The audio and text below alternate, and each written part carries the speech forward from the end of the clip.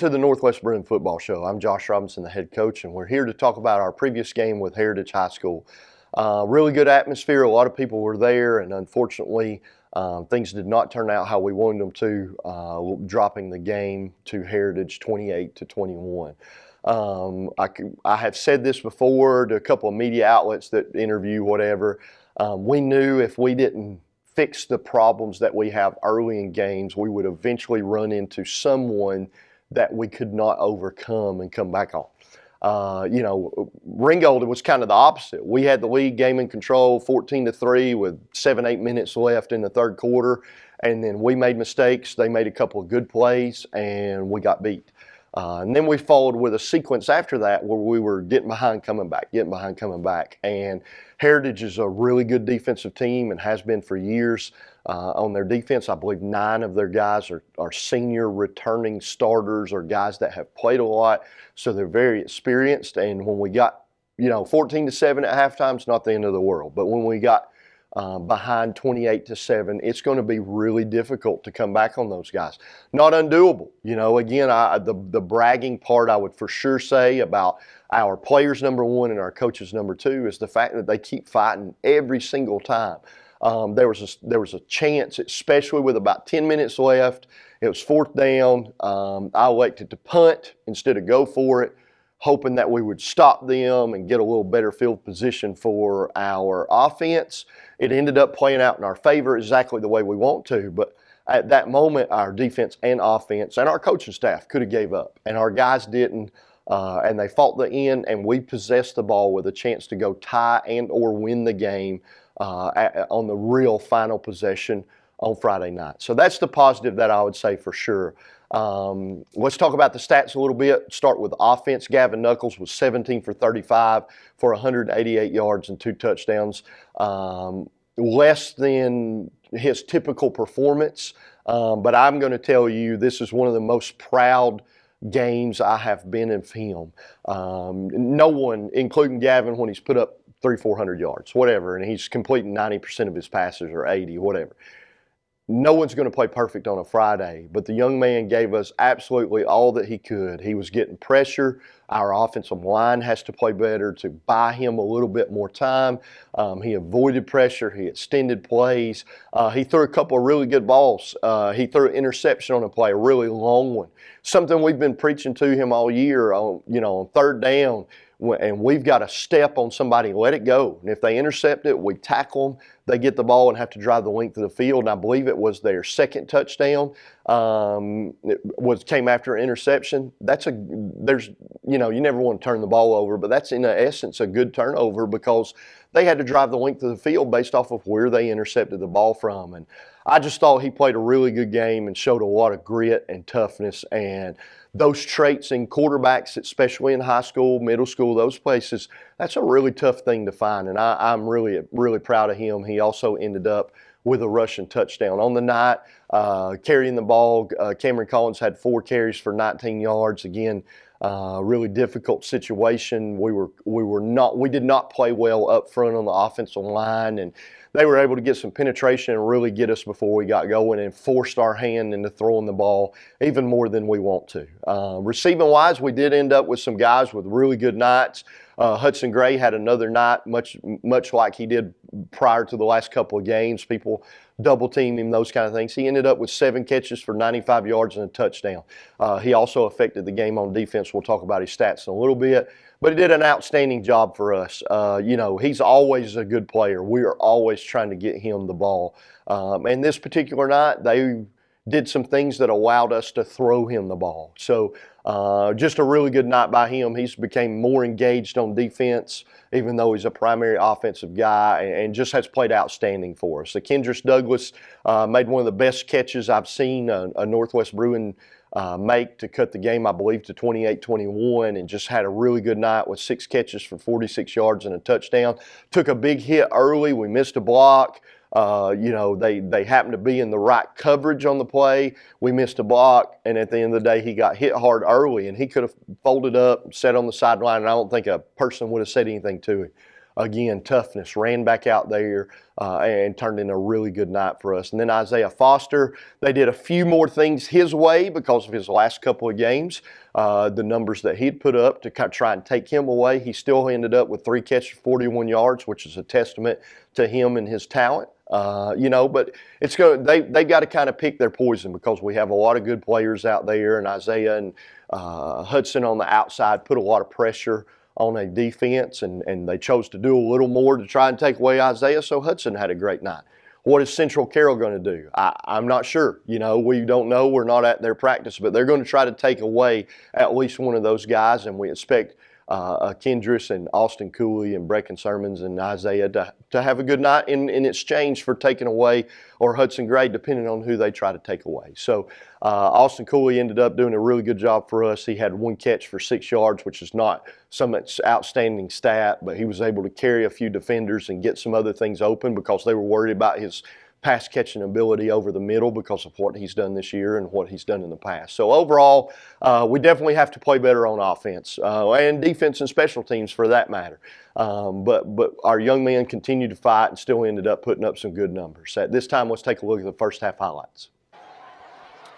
Here we are entering the field. Our guys are really excited to play. I do think our emotion was a little down this week, and maybe attributed to a little bit of our defensive struggles early in the game. Heritage picks up a couple of first downs, but here's a really big play on second down, puts them in 3rd and long, and by Tony Bernecki, and there's a good player by Isaiah Foster on the screen. He played a couple of these in big moments.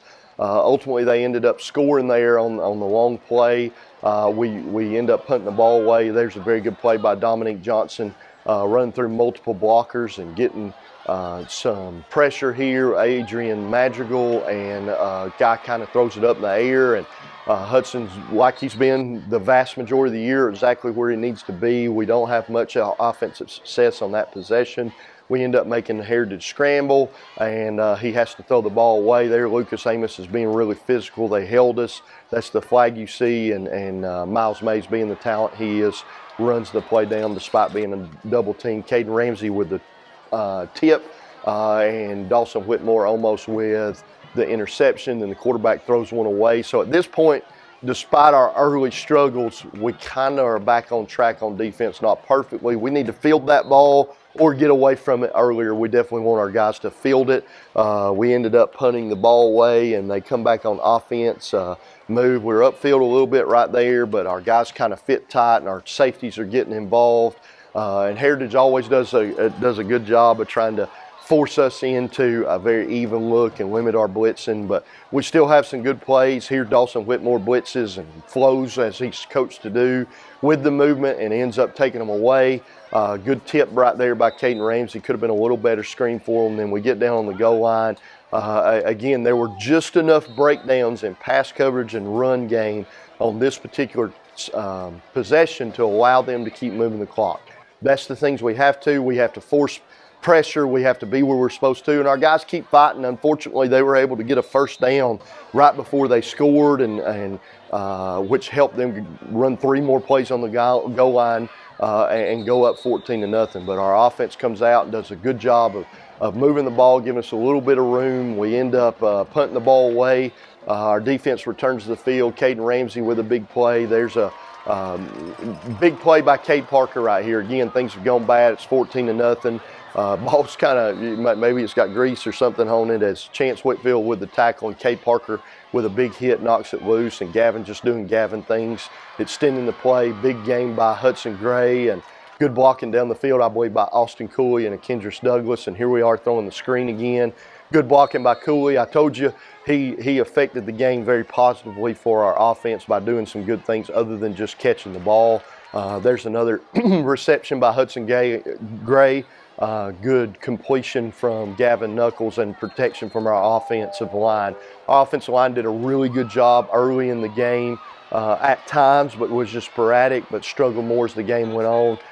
Then a great scramble and a touchdown by Gavin. And a good job by Austin Cooley getting the ball back on, and they roughed the kicker, unfortunately, but good for us that J.J. Plaza was still able to drive it home, and then they run the ball and kind of run out the clock, and with two runs here, and our guys do a good job of finishing off the half very strong. And from this point on, we played much better on defense despite giving up the 14 points on the short field.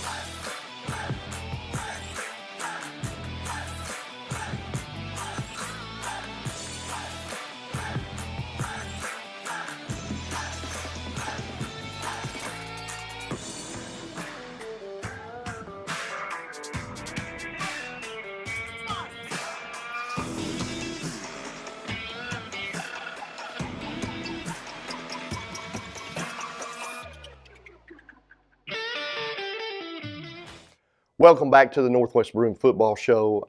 Let's talk about our defense a little bit. Wasn't our best night, especially early. We felt like we gave up, we gave up a 4th and 12 for a touchdown to start the game. We really got them in a situation that we have thrived in the majority of the year, and they were able to score a touchdown and convert that. That's disappointing. And then we just didn't, we call them fits, if you're not familiar with basic football terms, and our fits just weren't sharp, allowing them to nickel and dime us to death and be able to move the ball and maintain possession and keep our offense off the field. It's always easy for fans to look at offense and go, well, the scoreboard says that we hadn't scored a lot of points, so they're not playing good. Sometimes it's a little harder for fans. Well, our defense only gave up 14 points. We felt like we didn't play very well. Second half, we felt like we played better, but there was a short field a couple of times off of a turnover and then a special teams mistake that really led to the scores. Other than that, we got way more 3-and-outs and fit so much better in the second half. And we're going to need those things going into next week versus Central and the talented young man that they have in the backfield. Let's talk about our defensive line a little bit. Miles Mays continues to be a force up there. They tried everything in the world to run away from him and try to lull him to sleep so he isn't as aggressive, and then they can run underneath him. But he did a really good job. He ended up with 7 tackles and a quarterback pressure, and again, that's with him getting double teamed all night. He's a special young man with a lot of talent and a lot of want to and care for our football team. Tony Benecki got his first start. Avery O'Neal is out. There is a chance he will return. Some things went well for him in his rehab with his hurt hand. We certainly want him back, but at the same time, Tony did a magnificent job coming in on the night with 4 tackles, a sack, and a tackle for a loss. He's a really good football player. He's played a lot of snaps at this point. He's a junior. He's a strong kid. He's a tough kid, and we're really proud of the things he's done. We'll see. Picked up more snaps as well in Avery's absence and ended up with 2 tackles and probably his best game in the time that he's played on the defensive line this year. And we're really proud of him and his move there as he continues to learn and grow. We're definitely going to need positive productivity out of him the rest of the year. Adrian Madrigal had 3 tackles, 3 quarterback pressures. He usually starts at nose, and we had to move him to defensive end in conjunction with Will C. And Adrian kind of played both positions and ended up having a really good night. And then Levi Crawford, a young guy, came on for us to try and grab a few plays and spell a few people on long runs or long possessions by Heritage, and he did a fantastic job for us on the night. One of our best workers and one of our best practice players. Linebacker-wise, our numbers weren't as gaudy, I guess is the word I would use, as they usually are.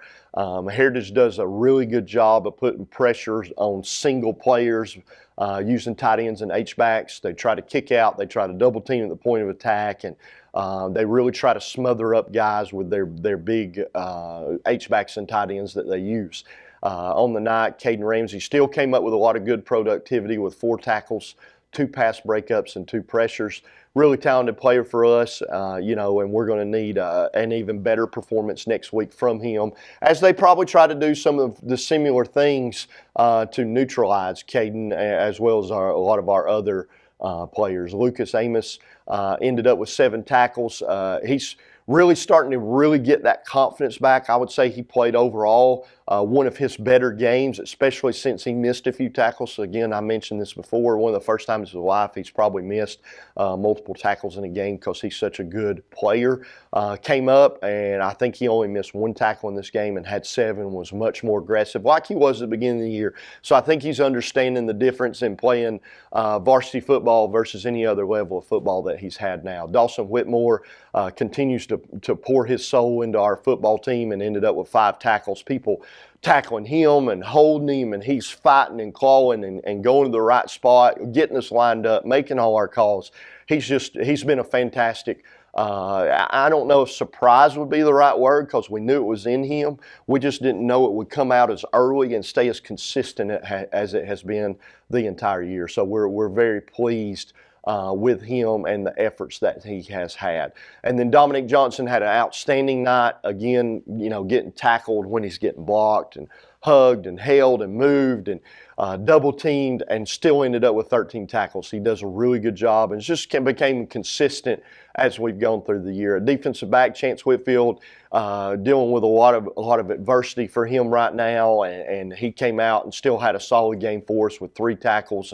He's going to continue to work and improve. A younger guy for us that's a junior we're going to have back next year, and we're thankful for that. Isaiah Foster came on and provided us with 4 tackles, playing on our side of the ball. We had some injuries and things going on that forced him over there. Did a great job. Hank Harrison, can't say enough about the young man. There's been a couple of games where he played special teams. There's been a few games where he started and contributed. This game he didn't start and really contributed heavily with 4 tackles and a pass breakup. So we're so thankful for him to be out here and the effort that he's given. And then Hudson Gray had 2 pass breakups, 3 tackles, and an interception. Again, I've talked before about great players finding ways to affect the game more than just one way, and he did. He had a great effect for us on defense and is playing so much better than he has at any point in his career, and we're super thankful for that, and one of the reasons we are in improved defense for sure. Cade Parker ended up with 9 tackles and 1 forced fumble. So again, another guy that has been instrumental all year, really hard worker and just a sophomore for us that's learning and continuing to grow. Raven Foster had 5 tackles on the night, continues to care about what we're doing. Sometimes maybe gets a little emotional on the sidelines, and if he'll hold that in when things are not going right. Even when it's himself, he gets so upset when he makes a mistake. They're human beings. They're young men. They're 14 to 18 years old, and it's going to happen. And as he harnesses that, as he's grown this year in that facet, he's going to continue to be a good player for us, and we're proud of his effort and his care for our football team. At this time, let's look at the second half highlights. Here we are, we start the second half, don't do a good job of protecting. They move our feet. Gavin does a good job of extending the play and picking up a few positive yards and delivers a good ball to Austin Cooley right up around that first down mark. I believe we did get a first down. We ended up punting on that possession. Our defense comes back, and this is how we wanted the game to look right here, with them running tight situations, try to force them to run on the perimeter where we could get a lot of bodies like you see here. I couldn't even say everybody's name because the number of kids we have running the ball. I thought our punt return team did a really good job of applying pressure. Again, we want to field those punts or get away early. Fielding is the number 1 primary option that we have. We get the ball back, and now we've got them on their heels a little bit. We were able to run a little more, and we come through with a couple of back-to-back strong runs, which is exactly what we need. But then we fumble the ball on the very next play after what we just watched, and they're trying to hit us deep. We brought Hank in. That young man for them is a 3-year starter, and he's coming up against Hank Harrison's first year playing football in years and does a great job. And then they throw it deep, and Hudson Gray's able to defend the pass. We get the ball back there. Unfortunately, we end up with a punt block, and they get the ball back deep, I believe, at the 12-yard line, and are able to score. We stall on offense, punt, and then our defense comes out. We miss a tackle there, but we're in much better situations, making good plays. There's an example of Dawson Whitmore kind of selling his soul, going up against bigger people, them holding him and still making a tackle. There's Raven Foster on the coverage there. I do believe they ended up went for it on 4th down and didn't score. There's Caden Ramsey being really physical. Dominique Johnson running through people, basically tackling him from behind and making a tackle. Tony Bernecki breaking free and making a big play for us, and then they're throwing the screen because we have more bodies flying the ball. Very big stop by Isaiah Foster, and again, we make sure they punt. They faked a couple and got a lot of yards this season so far, and they end up returning it, or it drops and hits the ground. They end up spotting it exactly where it needed to be. We do not do a good job protecting there, but Gavin does an outstanding job of scrambling, picking up a 1st down for us as we get up near midfield, and Gavin extends the play. Better job by our O-line. Ken makes a couple of people miss, ends up picking up a 1st down for us around the 35-yard line of Heritage. And here's a really big play, really shows Gavin's talent, Hudson's talent. We run past them. They got multiple guys there, and we come back on defense. Now we've cut the lead 28-14. We come back on defense. We're playing more physical. Again, this is how we wanted the game to look because we knew they were going to try to cram the ball in there with a lot of tight ends and H-backs and run right at us. And here we catch the ball, which is exactly what we want those guys to do, and field it on the fair catch. We get a little pressure on the edge. Not terrible by our line, still needs to do better. They did a good job in coverage, and Gavin, like usual, picks up a 1st down scrambling, ends up delivering a really good ball to Isaiah Foster. He makes several people miss, gets down and inside, and on a 3rd down, a really tough play. They actually play what we called very well, but it was a great ball by Gavin and an outstanding catch by Kendris as J.J. Plaza drives it through. Now it's 28-21 with 3 minutes left. We try a pooch kick that they had struggled with in previous games, and that we do. Fortunately, we make them punt. And, you know, our guys, again, a testament to our offense, defense, special teams. We continue. We get kind of a tough call right there on us saying we blocked somebody in the back. Ultimately, we stall out on offense and finish the game on the wrong side of the scoreboard with Heritage 28, Northwest 21. At this time, let's take a break.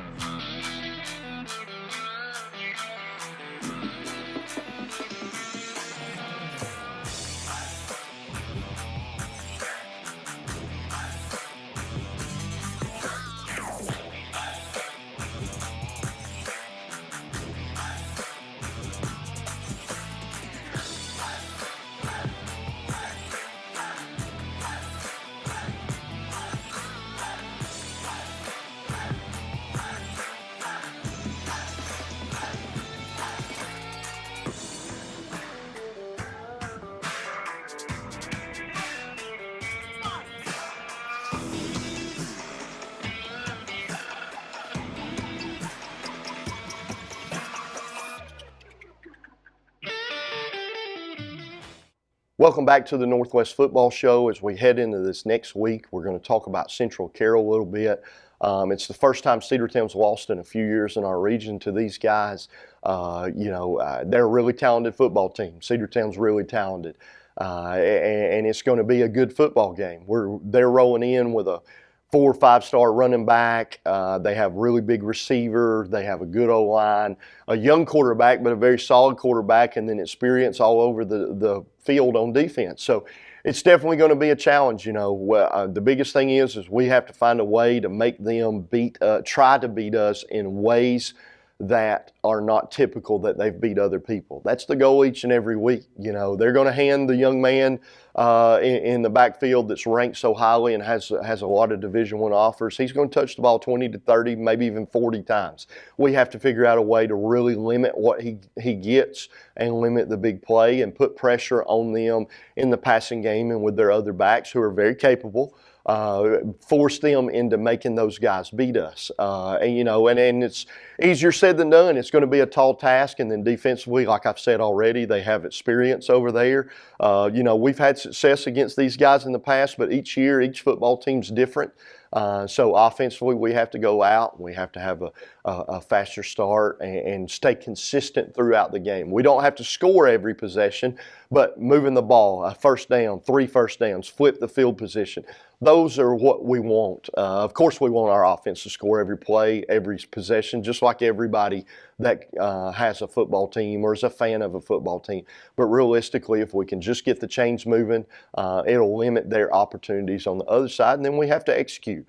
And we can't have any special teams mistakes as well because they have some really talented players. So overall, that's an outlook on Central. Again, could be, we're not sure, the last time we're home this football season in 2023. So we definitely want to send these seniors out on their home field, undefeated their senior year. Our 2 losses this year have both came on the road. So, I know our guys will go out. They've shown time and time before that they're going to be resilient. They're going to overcome adversity and fight to the bitter end. And we will definitely appreciate any support we can get for these young men. Until next week, this is Josh Robinson with Northwest Football.